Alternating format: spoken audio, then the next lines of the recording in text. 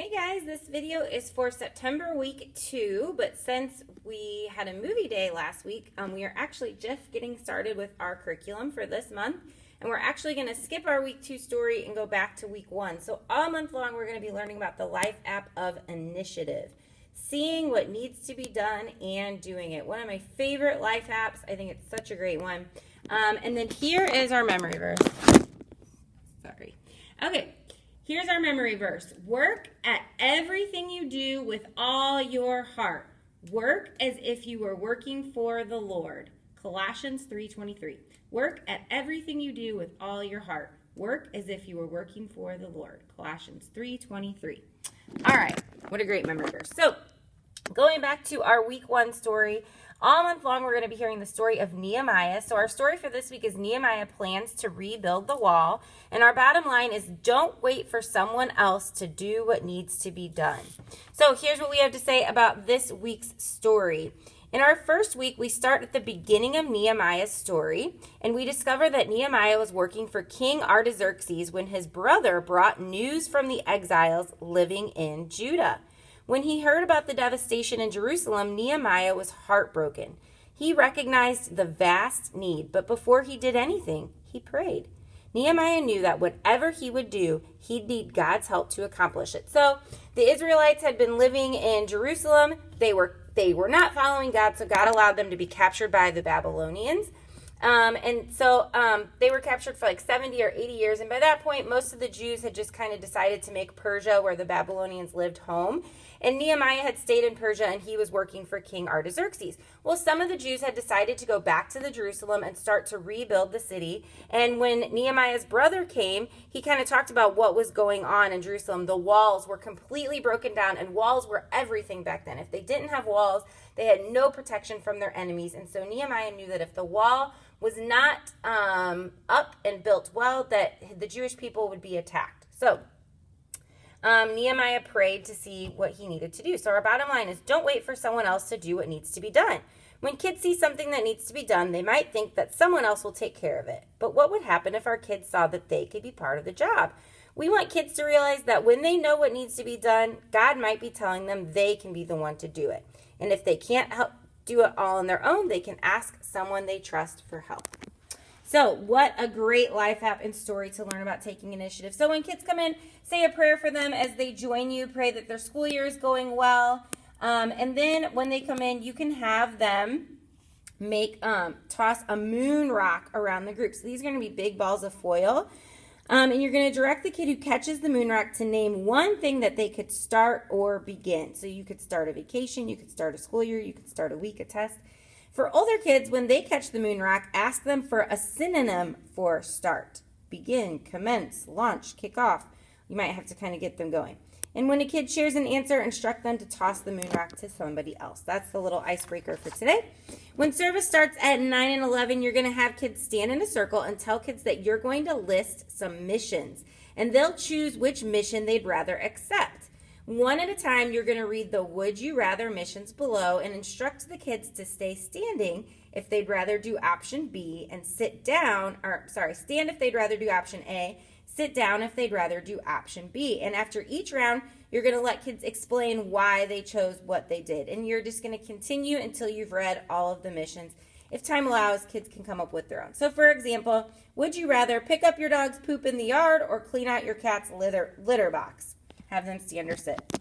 And then to close this down, you're just going to say, seeing the different choices you each made was fun. Has anybody ever completed those missions in real life? Does that mean that some of you have dogs or cats? So that's really cool. Well, today in large group, we're going to hear just how important it is to step up and make choices to help, just like these. Then you're going to head to large group where you will hear the story of Nehemiah. The beginning of Nehemiah making plans to build the wall.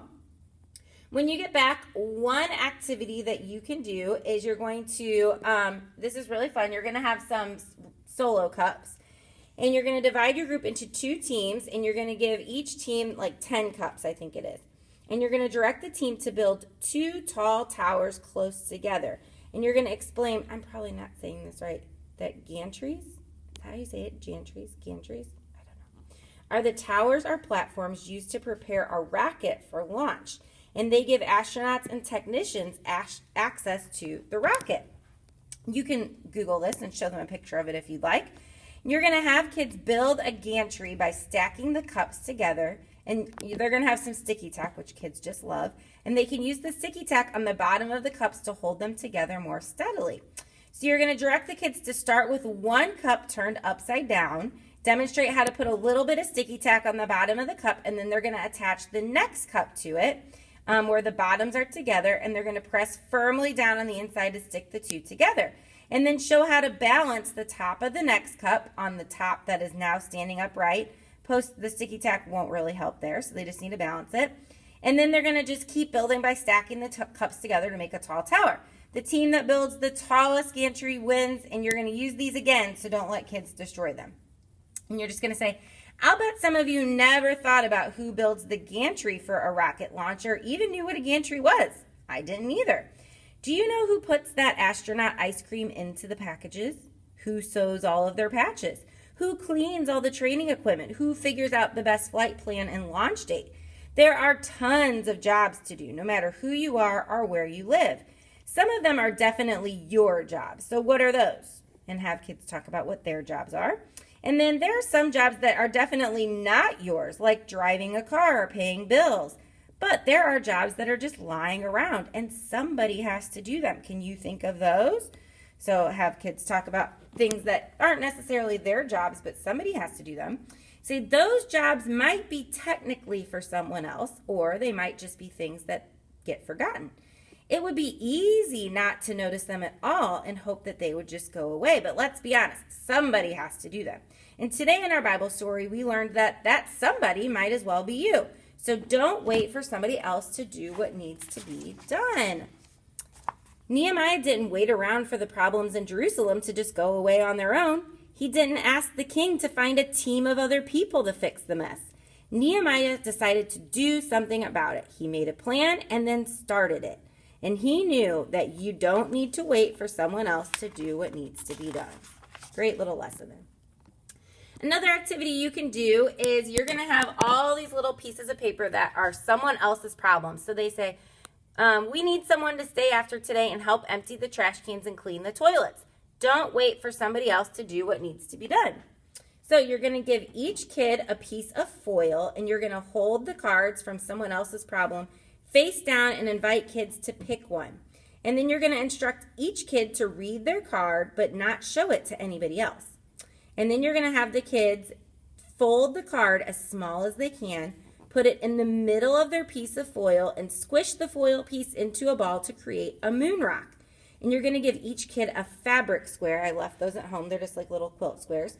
And you're going to explain that the fabric squares are force fields that will make anything they touch turn into someone else's problem, even the card inside the moon rock. So you're going to encourage kids to use the fabric to try to hide the moon rock the best they can. And you're going to ask the kids to give their force field covered moon rock to someone else so that their moon rocks with the job inside become that new person's problem. When all the kids have a covered moon rock, ask them if they're happy that their job is now someone else's problem. So ask, did the force field work? You're going to instruct the kids to uncover and open up their moon rocks, and they're going to find they all have the same job. So they thought that they were passing off their job to someone else, but really they end up with the same job.